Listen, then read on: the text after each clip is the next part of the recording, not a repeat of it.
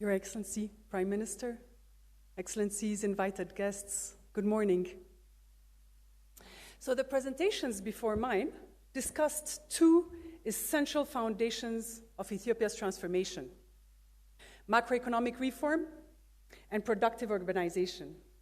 What I will focus on is on how digital systems are helping connect and accelerate that transformation.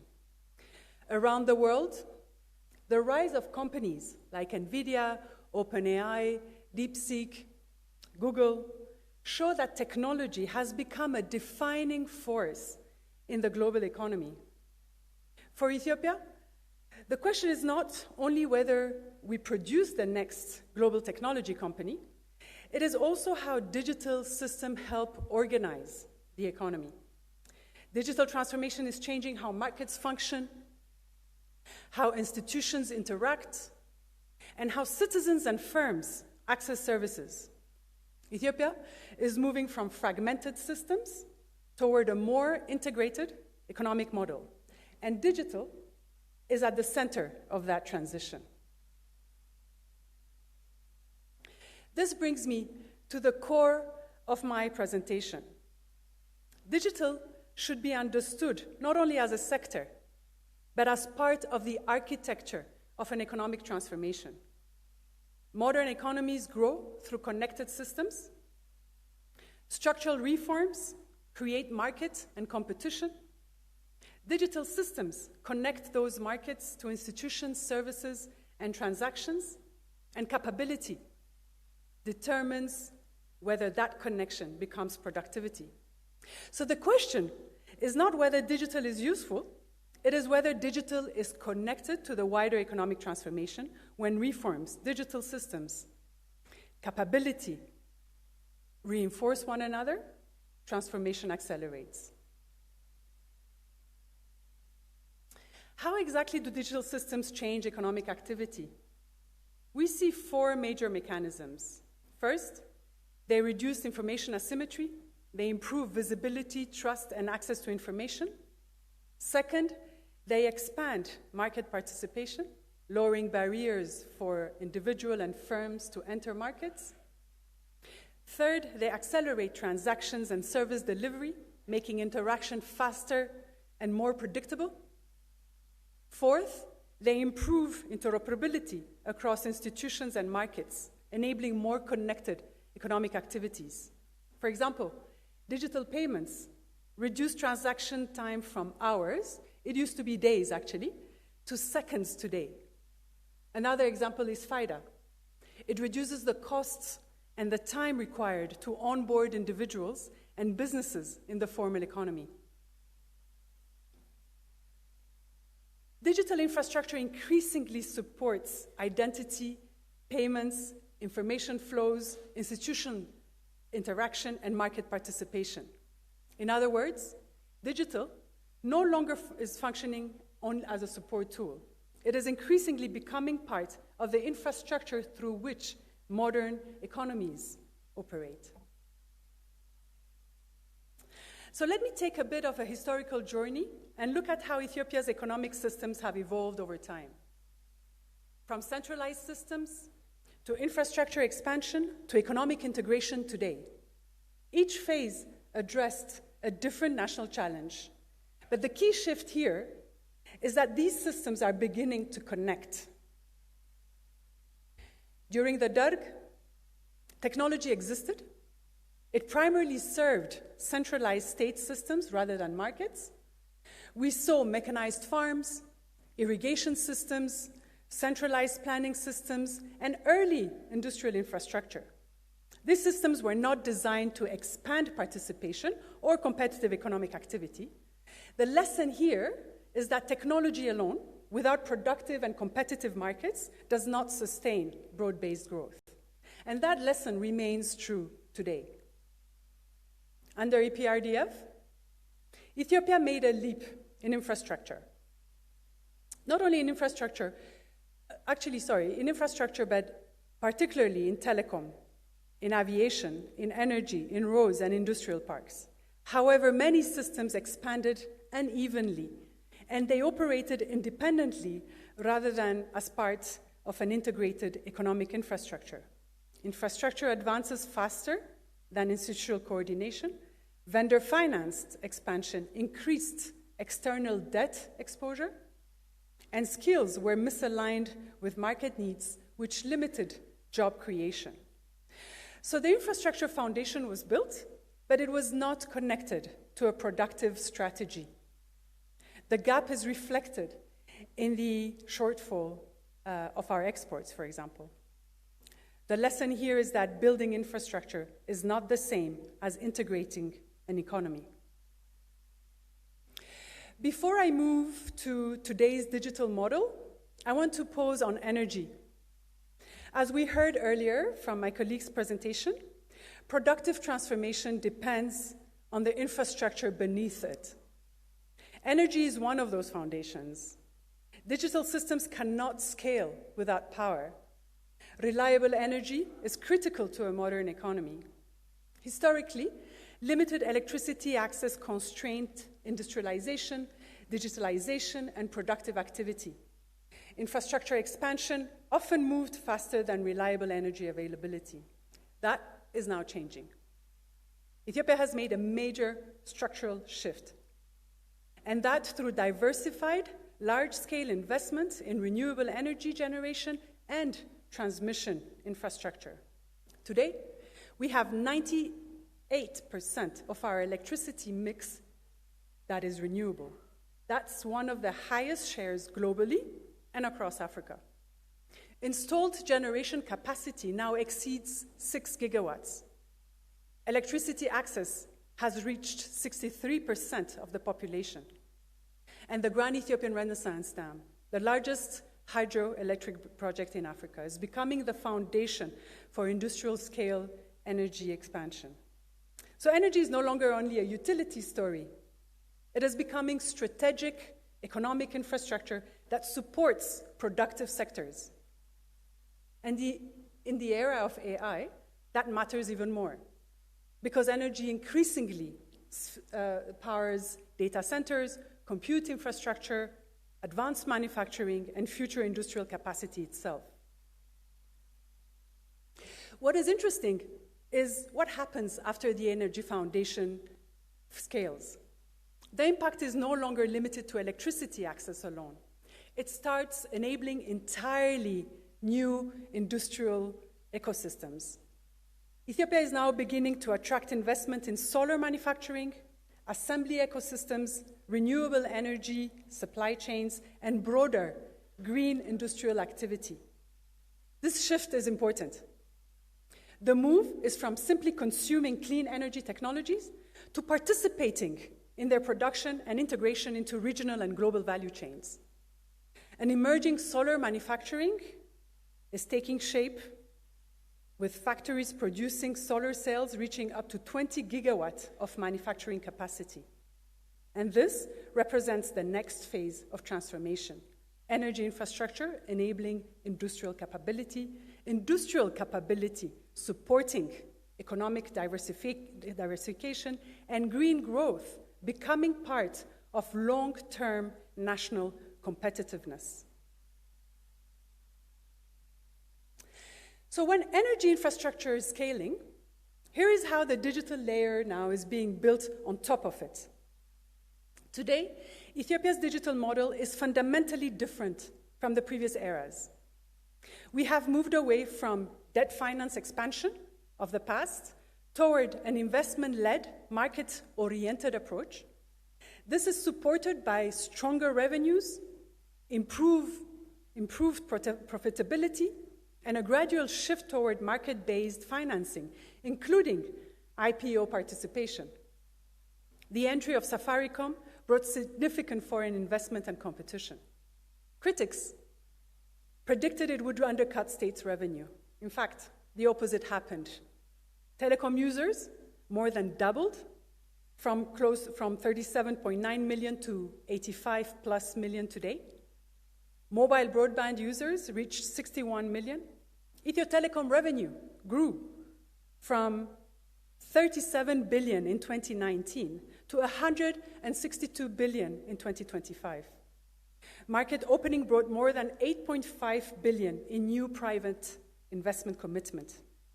Ethiopia is now one of the fastest growing digital markets on the continent. This is the classic result of a well-sequenced liberalization. Technology is increasingly becoming part of how the economy coordinates activity. So digital systems functions in three ways: as infrastructure, as coordination, and as intelligence.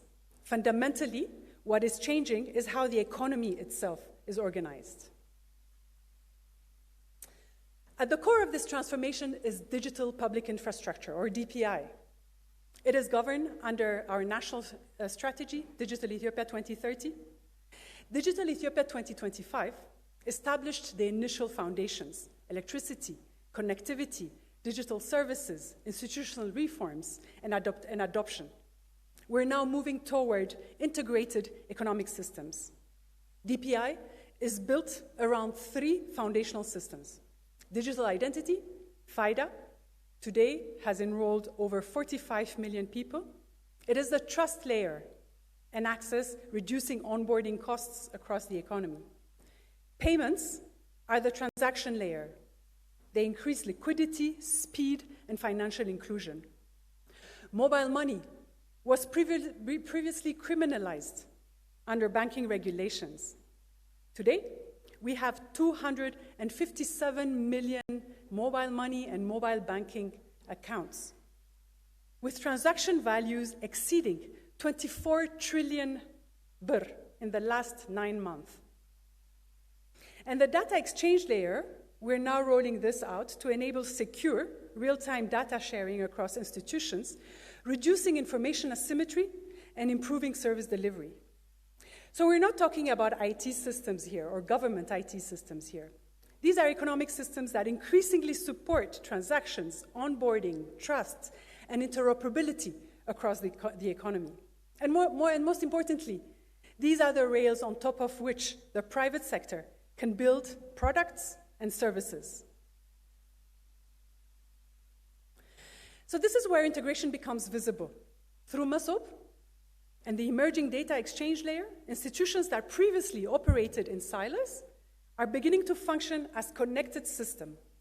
As you will see today, while you visit the Masob exhibition, 217 agencies are now integrated nationally. Data moves across more than 1,600 services. This is being delivered in 70 locations, ranging from modern centers to 3 mobile buses running on green energy, and now a unified app. Interactions are simpler and more predictable. This makes government services faster, simpler, and more predictable. So now we're seeing measurable effects across sectors. Earlier we heard how cities, for example, are being positioned as engines of growth. Digital systems help connect those transformations, improving coordination, transactions, market access, and information flows. In agriculture, better coordination is supporting productivity, clustering, and market integration. Wheat output, as we heard from Dr. Eyob, reached 33 million tons. 9.5 million farmers are in production clusters, and cluster productivity gains are around 29%. In finance, lower financial access barriers are improving liquidity and inclusion. Financial inclusion is now at 64%. It almost doubled since 2018. In trade and exports, it improves traceability, supports competitiveness and compliance. Gold export, and we'll hear later from mining, is projected to exceed 5.5 billion this year, representing 45% of our exports. New digital sectors are also emerging.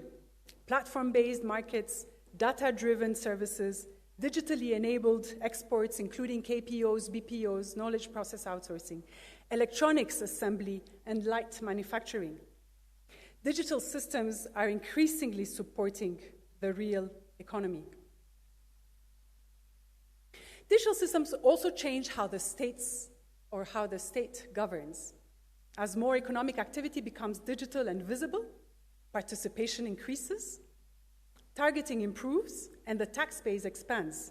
This leads to stronger fiscal capacity and better policy precision. For example, 34 billion birr in microcredit has been dispersed digitally to 16 million users. That tax revenue reached 449 billion in 9 months. And a new digital service tax was enacted in July 2025. With over 24 trillion birr moving digitally each year, institutions can make decisions using better information.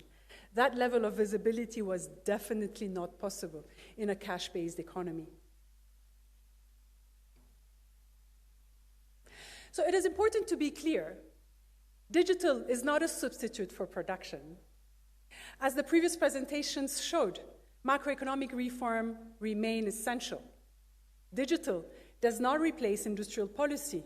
It does not automatically increase productivity, and it does not solve export constraints on its own.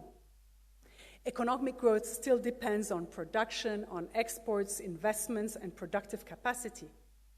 In some economies, we've seen digital adoption expand faster than productive capacity. Ethiopia is avoiding that imbalance. The key question is whether digital systems are connected to productive sectors and real economic activity. That is why Ethiopia, our digital strategy is embedded within a broader economic transformation across mining, agriculture, cities, and infrastructure. What does that look in practice? One example, the startup ecosystem. Across fintech, logistics, platform services, digital commerce, BPOs, KPOs, we're seeing new forms of emerging businesses. Digital identity and payment systems are lowering onboarding and transaction costs across the economy, making it easier for firms to start, to scale, and reach customers. Connectivity is also expanding. 4G coverage now exceeds 70%, and Telebur and M-Pesa serve as the payment rails. Fintech innovators and others are growing on top of this expanding digital infrastructure. At the same time, important constraints remain. Access to capital, market depth, and advanced capability still limit scale. Today, the main constraint is capability. In 2025, 8.4% of grade 12 students met the minimum university threshold, up surely from 3.3% in 2022, but still a significant challenge. Without skills and institutional capacity, digital systems cannot deliver full returns. So the challenge is less about access to technology and more about the ability to use it productively. What is our capability response?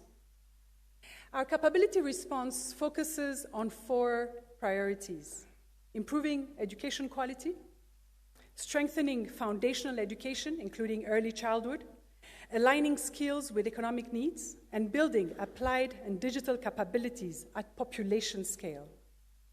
The 5 Million Coder Initiative is part of this effort. Today, Ethiopia has reached the 5 million enrollment target. The next ambition is to reach 7 million.